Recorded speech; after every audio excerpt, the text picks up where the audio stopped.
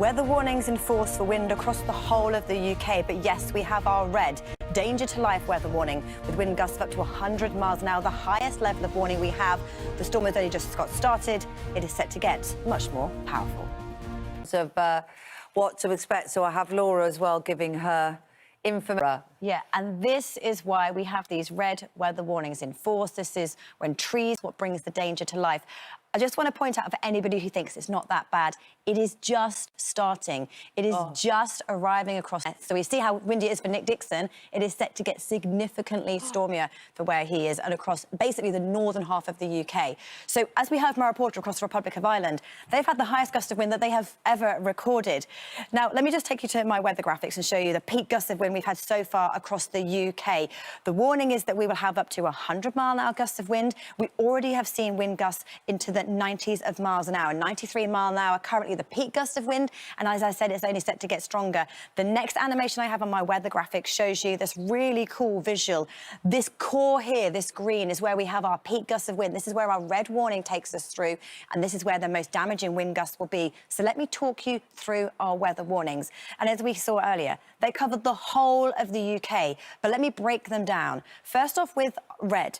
This is the highest level of weather warning we issue. The Met Office do not take this lightly. This is when we have danger to life with peak winds already nearly 100 miles an hour, and I'm certain they will peak over that as we head through the morning. They're not even in force yet, 7 o'clock through Northern Ireland and 10 o'clock through Scotland. Then we have an amber weather warning in force. So when the reds expire, we go back to these ambers. These are still very strong, wind gusts of 90 miles an hour across the northern half of the UK, lasting for the majority of the day. And then yellow wind warnings covering the whole of the UK, wind gusts of up to 80 miles an hour.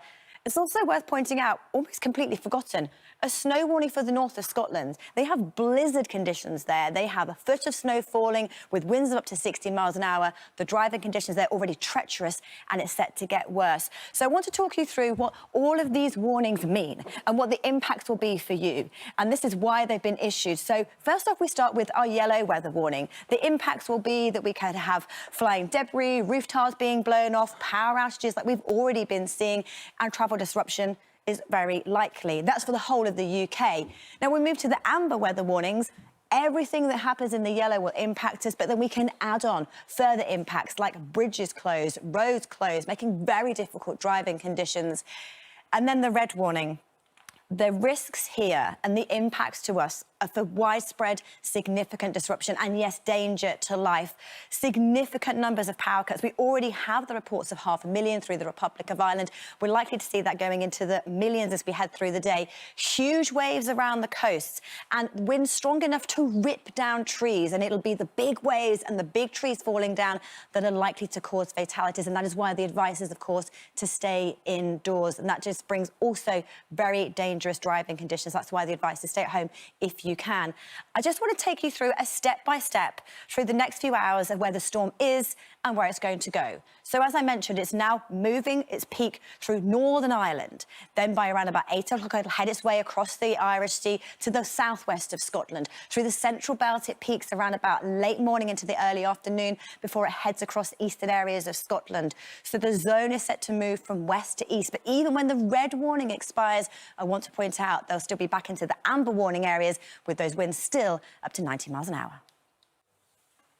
So this is the track of the storm from overnight. These isobars, the pressure lines close together, and it's on the southern side of this low pressure where we see the strongest winds. So a band of rain moved through overnight, keeping many people awake.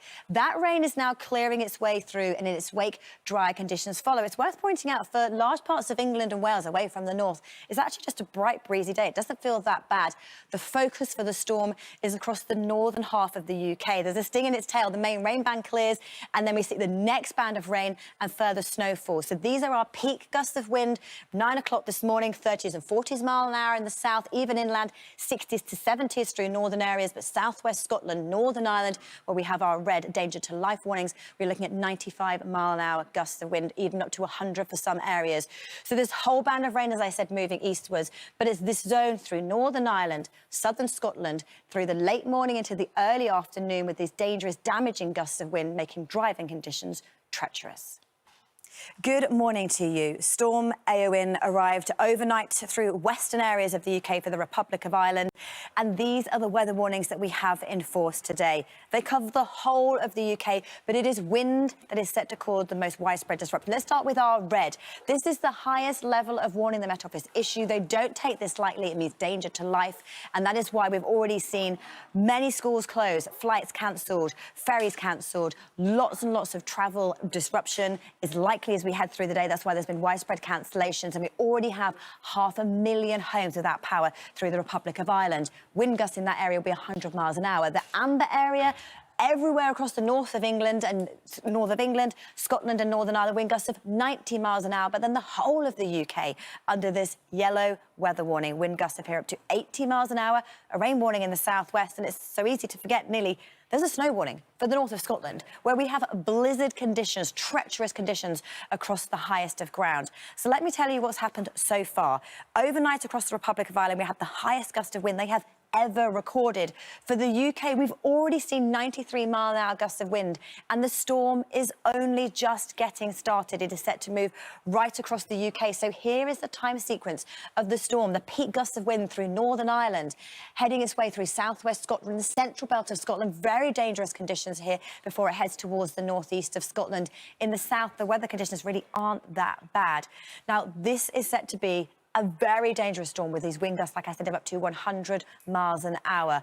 So this is what happened overnight. A band of heavy rain has moved its way through, spiralling around this area of low pressure. So on the south side of this, we have our strongest and most treacherous winds.